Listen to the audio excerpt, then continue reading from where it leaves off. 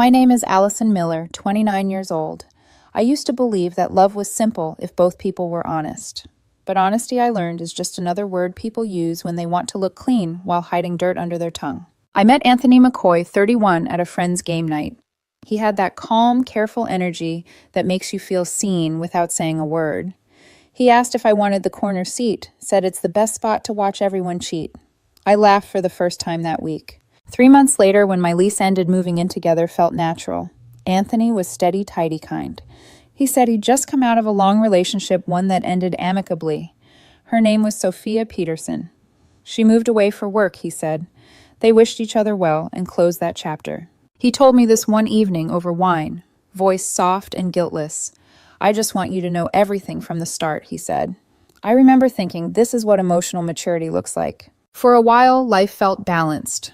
We shared quiet breakfasts, inside jokes, weekends at the farmer's market.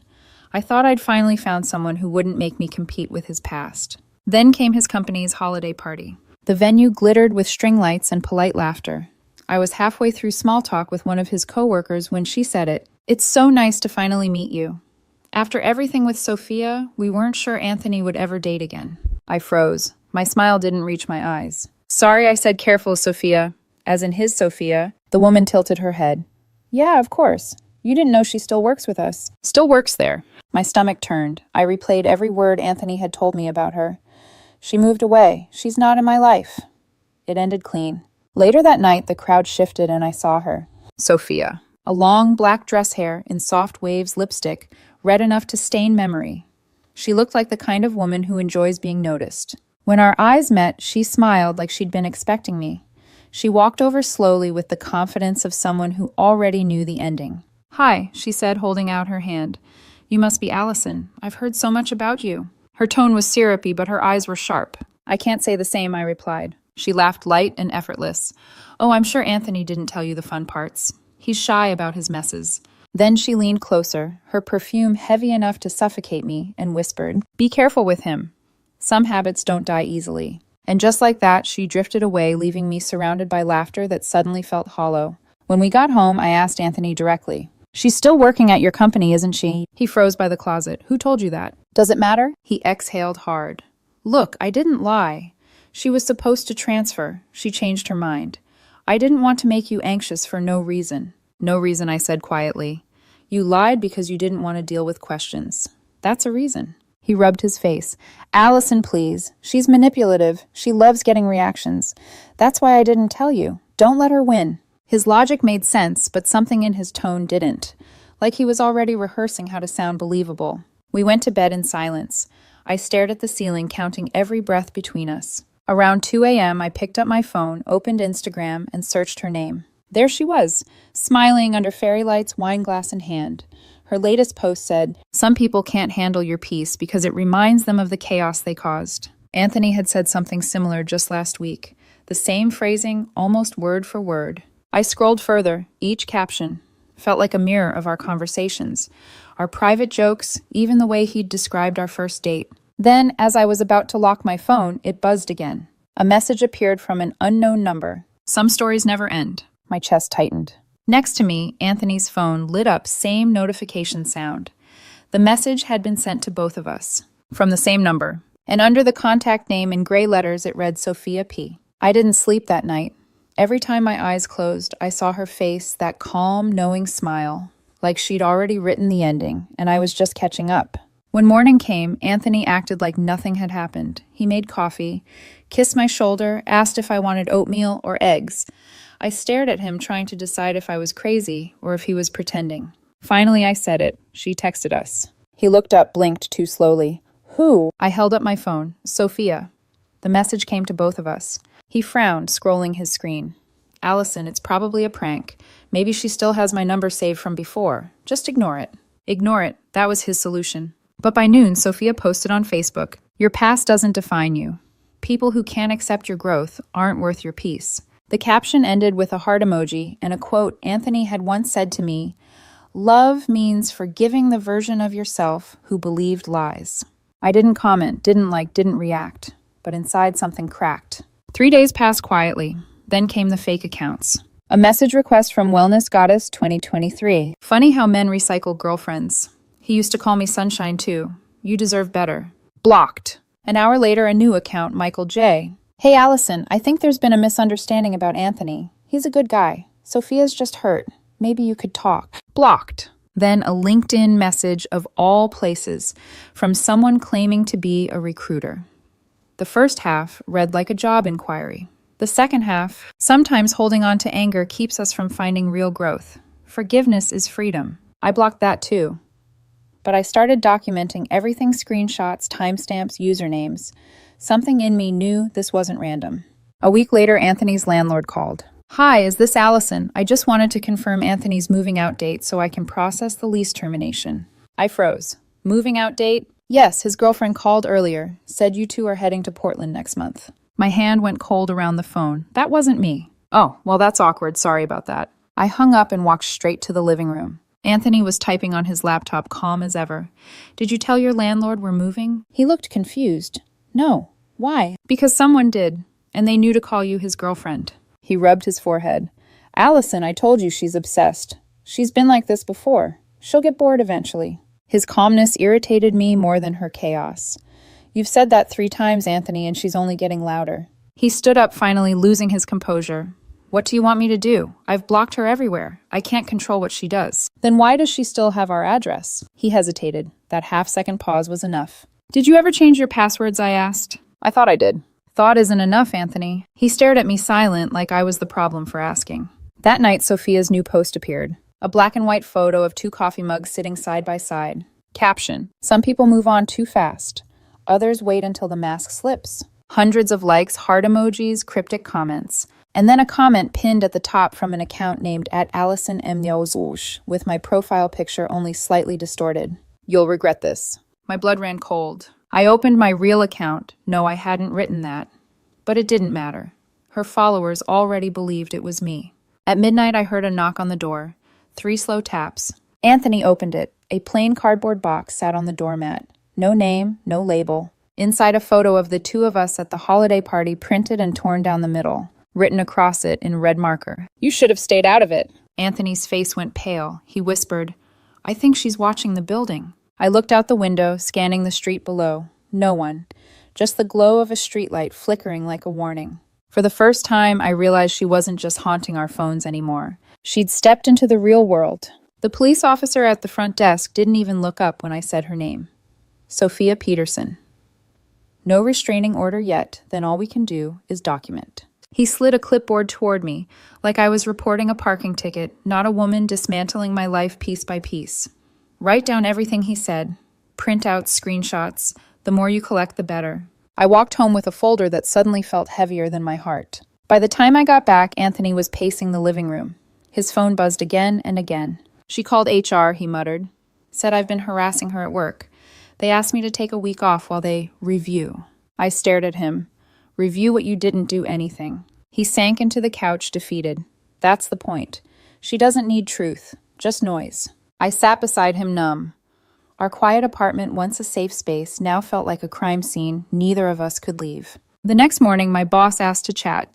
Her smile was kind but careful, like she was trying to hide bad news behind courtesy. Someone sent an email about you, Allison. Said you falsified a report to make yourself look better on a client presentation. My throat went dry. What? That's ridiculous.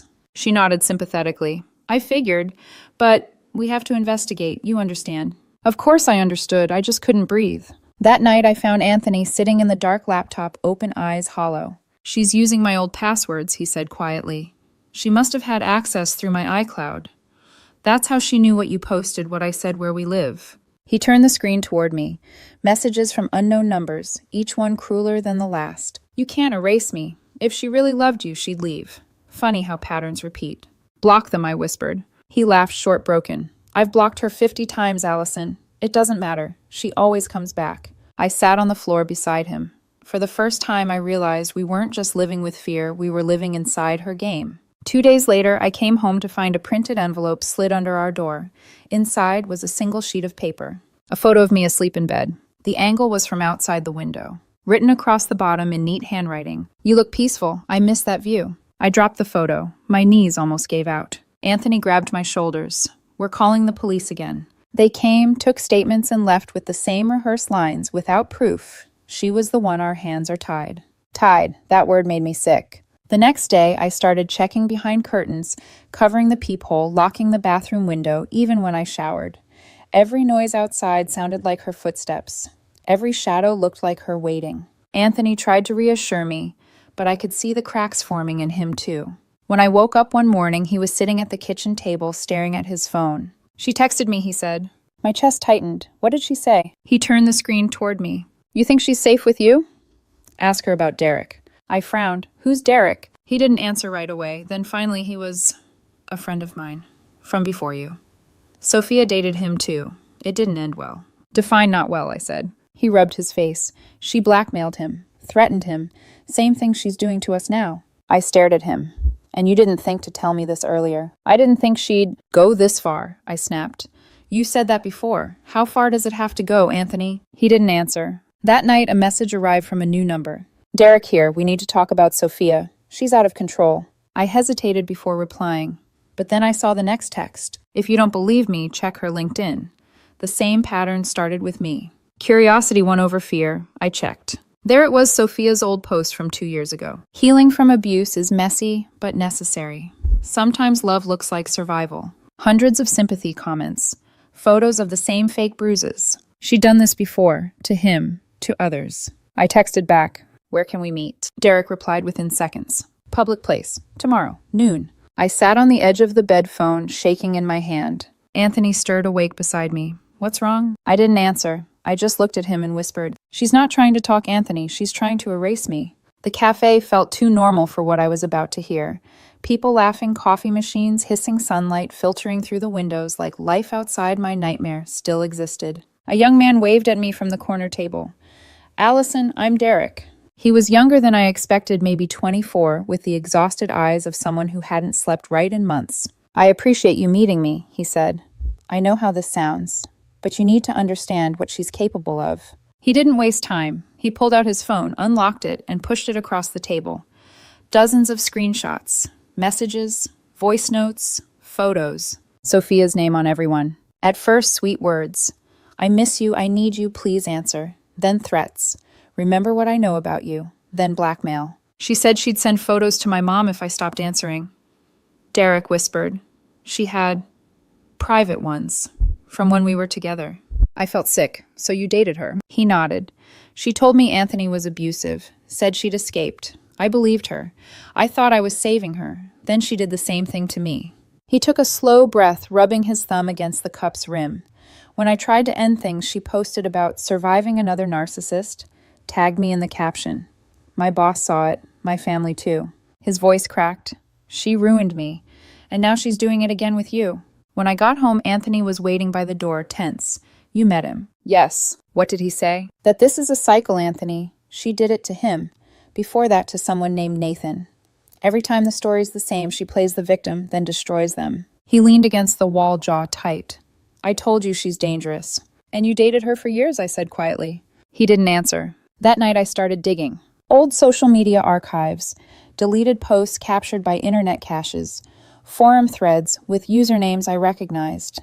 There she was, different victims, same captions, same filters, same fake bruises. A perfect replica of empathy. The next morning I went to see a lawyer. Her name was Ms. Harris, calm voice, sharp eyes. After I explained everything she said, do not respond to her again. Not online, not by text, not even through a third party. Save everything. But silence is your only weapon now. Her tone was steady but heavy. Women like her feed on reactions.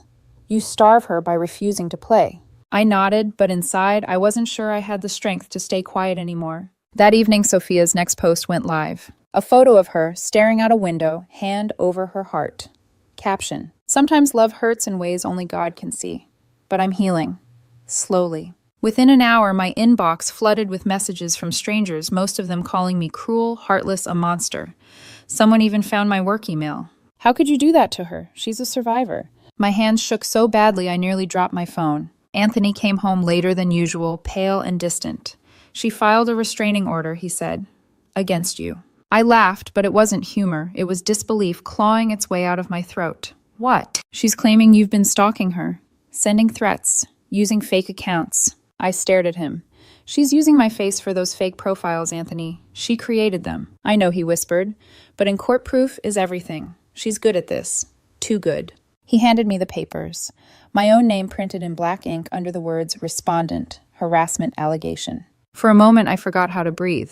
That night, I sat alone at the kitchen table, staring at the clock tick past midnight. Sophia's story had shifted again. Now I wasn't the enabler. I was the abuser. She'd flipped the entire narrative, and the internet believed her. For the first time, I understood the full weight of Derek's exhaustion. This wasn't revenge. It was sport. And she was winning. At 3:00 a.m., my phone buzzed one last time. Unknown number. No name. You really thought you could turn him against me, cute. See you in court.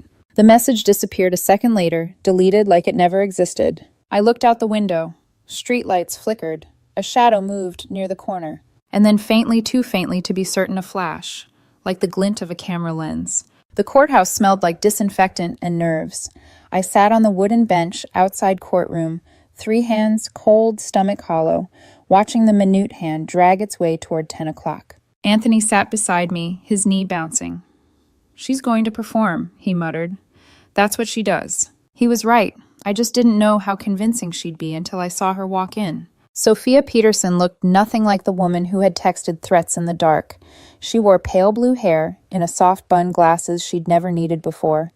Even her makeup was gentle, subtle pinks, tear-friendly. She caught my eye and smiled like we were sharing a secret. When the clerk called her name, she stood, voice trembling at all the right moments. Your Honor, I'm afraid for my life. She's been following me, creating fake accounts to torment me. I've had to move twice. Each word was practiced, balanced perfectly between vulnerability and control. She even wiped at an invisible tear. Then she pulled out the stack of screenshots, the fake messages she'd created using my name and photo. My lawyer leaned toward me, whispering, She's good, but this kind of good always leaves fingerprints.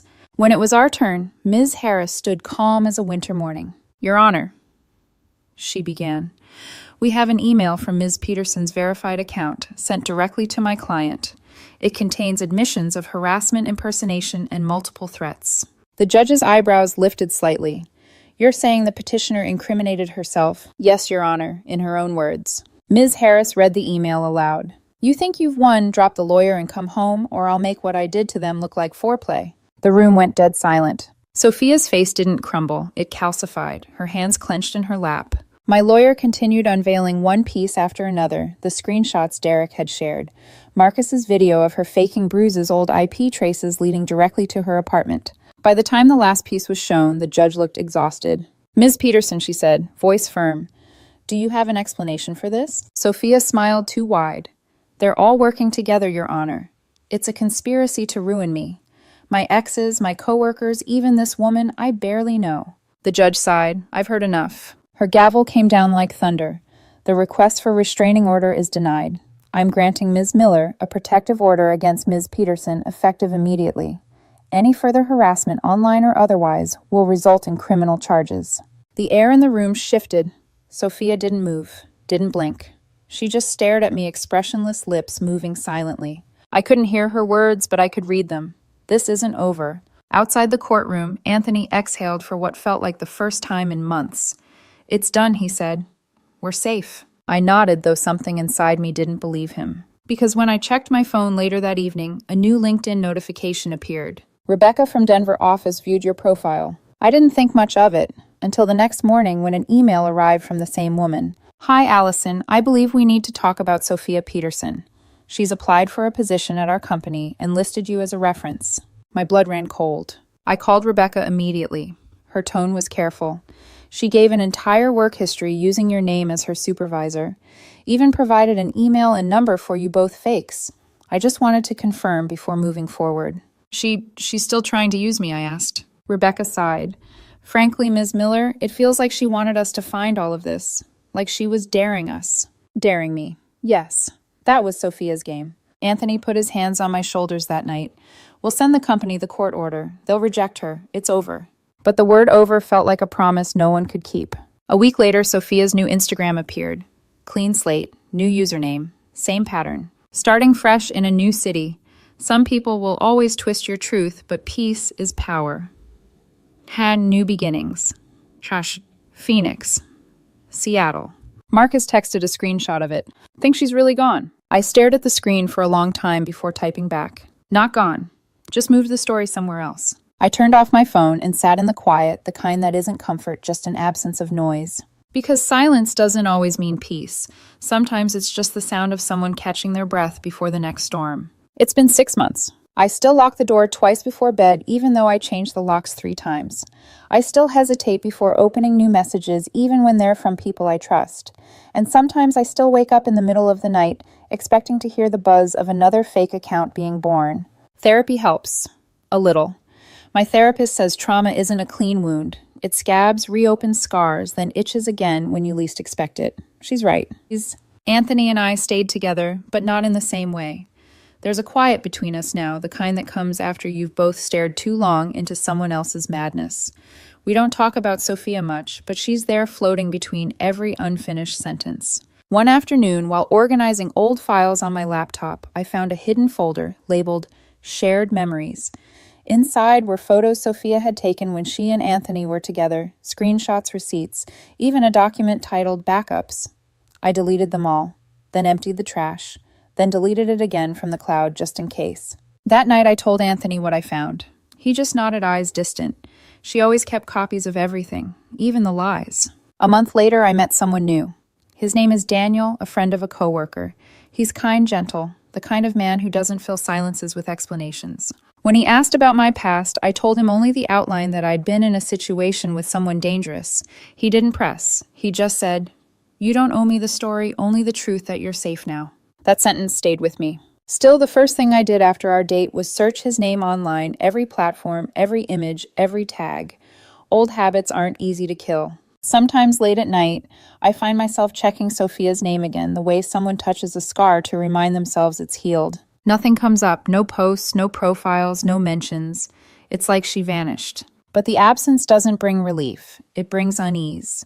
Because Sophia was never the type to disappear quietly. Maybe she's still out there rewriting her story in a new city, a new face, a new target. Maybe she's found someone who doesn't know how to look for patterns yet. A week ago, Marcus sent me a photo from a local Seattle news article. A charity gala. Front row blurred in the background, but unmistakable Sophia. Smiling, glass in hand. The caption beneath the article read, "New consultant joins PR team for Women's Recovery Initiative." I didn't reply to Marcus. I didn't forward it to Anthony. I just turned off my phone, sat in the dark, and whispered to myself, she's someone else's problem now. But even as I said it, I knew it wasn't true. Because women like her don't change. They migrate. Last night, Daniel asked me, if you could erase everything that happened, would you? I thought about it. The fear, the humiliation, the sleepless nights. Then I shook my head. No, because now I know what danger looks like when it's dressed in charm. He smiled sadly. Then maybe that's your peace, Allison, not forgetting, just surviving. Today, as I closed my laptop, I noticed a new message request. No name, no profile picture, just one line. Do you believe in second chances? I didn't open it, didn't screenshot it, didn't even read the rest. I just deleted it. And for the first time in a long while, I didn't feel afraid. I felt done.